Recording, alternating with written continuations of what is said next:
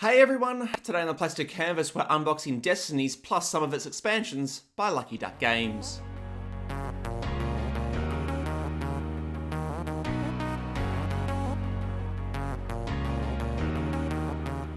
Hey everyone, Matt here from the Plastic Canvas and welcome to today's unboxing video, and today we're going to have a look at the 1 to 3 adventure and exploration game Destinies, as well as the Age and Folklore and Sea of Sand expansions by Lucky Duck Games. And that'll hopefully give you an idea of the overall production quality, as well as whether this will be a game that interests you or not. So let's start it off by heading down and looking at the box cover. Alright, so here's our box cover, and I absolutely love the artwork on here. One thing that you'll notice later on when we start looking at the minis is the sense of scale that you get. Most of the minis are very, very small, but some of the enemies are much, much larger, and you get a really good sense of how big those enemies are, and you get a really good sense of that from the cover here as well. Looking up past the people to this enormous monster in the background looks really, really cool. Plus, I think the artwork gives a really good sense of the theme of the game, so we're off to a great start here. But we know that the cover doesn't tell us how good the game is, so let's lift the lid and have a look at what comes in the box. Alright, so the first thing that we find when we lift the lid is our rulebook. First thing I notice about this is that it's not actually very long, which hopefully means that the game's fairly simple and that they haven't just missed some of the rules. But we start off with a nice component list, clearly showing all of our different decks and items and things like that. And as we flick through, there are some nice diagrams that show how various things work. But yeah, not a whole lot of rules, which I'm hoping is a real positive. But yep, so there's our rulebook. It looks to be pretty good. So off to a good start.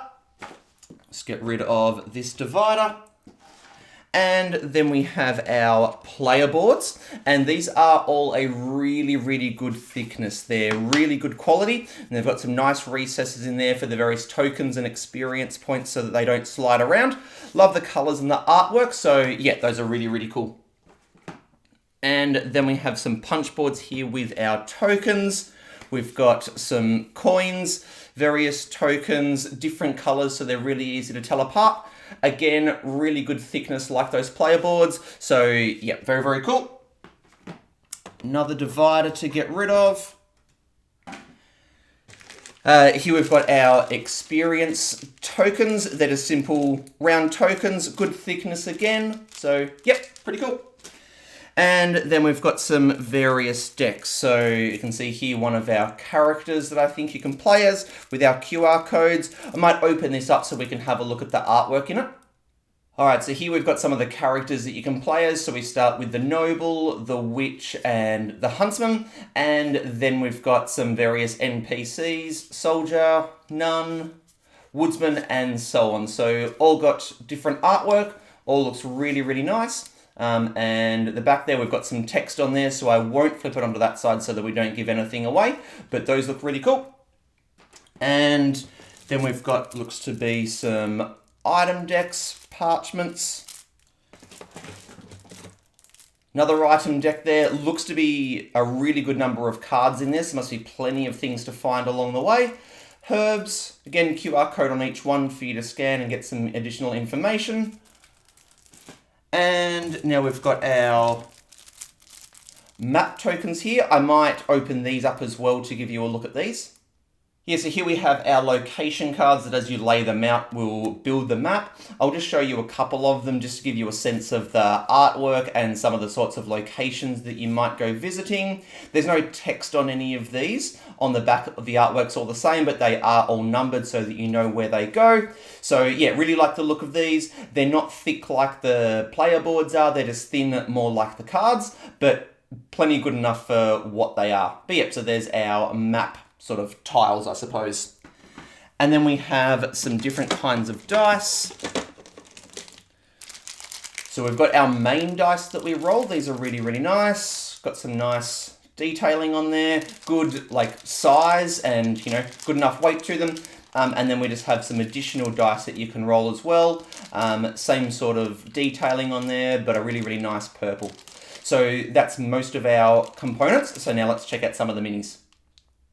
Alright, so we're just doing a little bit of a close-up look first, just so that you get a bit of an overall impression of what they look like, as well as the scale. You can see we've got our big guy in the middle there who's enormous, and then all of our NPCs around the outside are much, much smaller, so you really get a sense of just how enormous that guy in the middle is.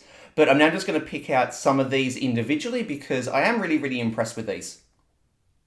Alright, so I've just picked out some of the smaller minis for us to have a look at first, just some ones that got some really good character to them. So we've got like this skeleton here that's holding a scythe. Then we've got this priest sort of looking guy here in the middle who's holding his staff. And then we have this werewolf sort of looking character here on an outstretched rock. And then this big sort of horned ogre sort of guy. So you can see they're all very, very different. And even though they're very, very small, got some really, really nice detail to them. So these will be lots and lots of fun to paint. But now let's have a look at how these stack up sort of against the really, really big guy. Alright, so here's what I'm guessing is the main baddie in the game. Really, really cool mini. Lots of nice detail in there. Going to be lots and lots of fun to paint like all of the others. But here I've kept out our little ogre, horned ogre guy. And you really get a sense of the scale of this. So out on the board, this is going to look really, really cool when this guy comes out and is towering over everything else. But yep, so there we go. So that's everything that kind of comes in the base game. Very impressed with the artwork, quality of the components. The minis, despite their size, are really, really cool, but I do like that scale that they've gotten by having most of them really small and some of them absolutely enormous. So now let's check out the Myth and Folklore expansion. Alright, so here is our box cover for the Myth and Folklore expansion, and the first thing that I notice is just how different this cover is to the base game cover. Because with the base game cover, the artwork there really gave you a clear impression of what sort of a game you would expect to find in the box. But I'm guessing with this, tying into that myth part of the title, much less is given away by this cover, but I really, really like that, so I'm very impressed with this cover as well. But again, we know the cover doesn't tell us how good the game is, so let's lift the lid and have a look at what comes in the Myth and Folklore expansion. Alright, so no rulebook to be found here, which tells us there's no additional rules to be found in this part. It's just going to be additional components. So let's take our divider out of there.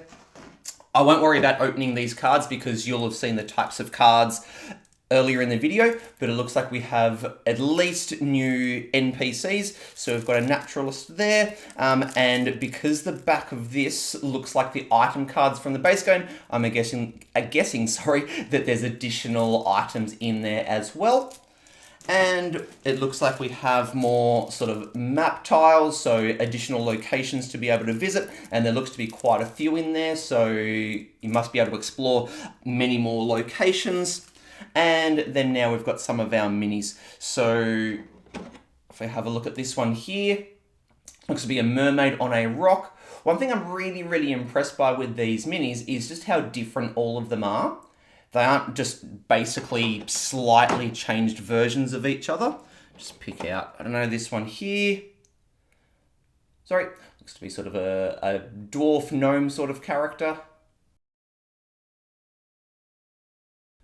And we'll have a look at our big baddie, who looks to be some sort of winged demon. And you can see we've got a little sort of smaller demon just hanging around on his leg there. Cool broken sword. Very, very impressive. And again, got that really good sense of scale, as this is much, much bigger than the other ones. So there we go. So that gives you an idea of what comes in the Myth and Folklore expansion. Not many more components, but more locations, NPCs, enemies, and items as well. So now let's check out the Sea of Sand expansion. Alright, so with the cover for Sea of Sand, we're more heading back to the base game style cover. Again, you've got that low shot looking up at our big enemy in the background there. Not sure if this is some sort of genie sort of character, but very, very cool. And I do like that each of our three covers are quite distinct from each other. But let's lift the lid and have a look at what comes in this expansion. Okay, so for this one we do have a rule book, and it's a very, very small one. I'm not going to read what's in there just in case it gives anything away, but obviously we have some sort of additional mechanics in here, but it's very, very small, so obviously not going to change too much. And now we have our components. Looks to be a similar number of additional components as what was in the Age and Folklore expansion. So we have some more cards. Again, looks to be item cards at the back, and then more NPCs at the front. Good number of them. We have our more map tiles, so more locations to visit. And these are much more sandy looking, so obviously plays into that theme, so different types of locations. All right, and here we have our minis. So I might just show you these up close so you get a bit of a sense of how they all look. So we'll just do a pan across there. And then I might just pick out some of these just for us to have a bit of a closer look at. All right, so we've got this guy here in the middle, looks to be some sort of a merchant NPC. This guy over here looks sort of like a swordsman.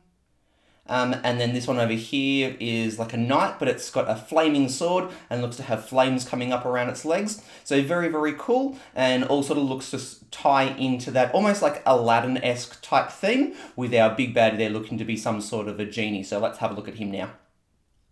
All right, so here's our big baddie for Sea of Sand, and I reckon of the main big enemies, this would be my favorite one. I love the pose. Really, really cool detailing. This is going to be lots and lots of fun to paint.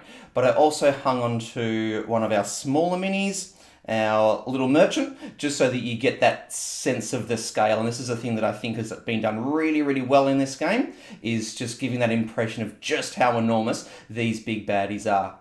But there we go, so that's all of the components for Sea of Sand. So that's everything that we've got so far, so hopefully that gives you a really good sense of the overall production quality, as well as the type of game, so whether this would be a game that interests you or not. If you enjoyed this video, please do give it a thumbs up and hit the subscribe button if you haven't yet, to stay up to date with future videos as they keep coming out. I will be in the future painting various minis from this game and doing videos, so if you'd like to see how I paint them, make sure you stick around for that as well. But that's going to do it for today. So until next time, this is Matt from the Plastic Canvas signing out. Happy gaming and happy painting, everyone. Cheers.